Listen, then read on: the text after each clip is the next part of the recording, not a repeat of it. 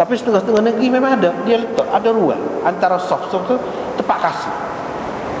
Boleh kita letak situ. Buat naik atas masjid, letak situ. Boleh.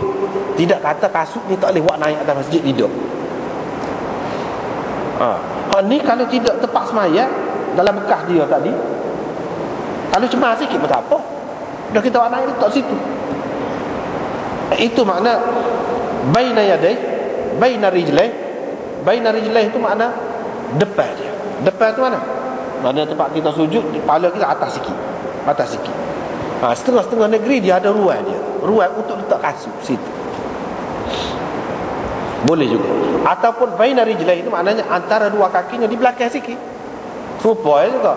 Maknanya kepada orang yang duduk dalam sah ni, dia letak bawah dia. Bagi orang di belakang ni, atas kepala dia lah. Boleh, tak apa. Tak apa ke mana-mana pun tak apa. Tetapi kalau alik kiri ni orang tak ada, kita boleh letak alik kiri. Boleh. Tak apa. Jangan menyakiti orang. Kalau payah sangat dan kasut kita suci, pakailah, pakai kasut. Kau tak payah pecah-pecah. Ni dalam hadis ni. Yang kita sebut tadilah, pakai ni dalam keadaan pada masa tu, dalam keadaan tertentu. Tapi dalam keadaan biasa, umumnya seperti di tempat kita ataupun mana-mana pun sekarang ni, orang tak pakai dah kasut.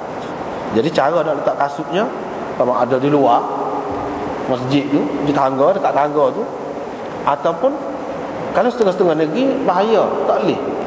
Nak mana? Teruk ni. Orang Islam teruk. Tidak orang kafir yang curi tu, orang Islam juga.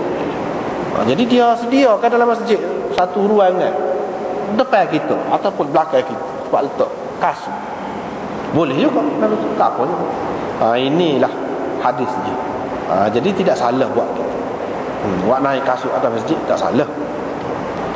Bab salat 'ala al-khumrah, wallahu a'lam.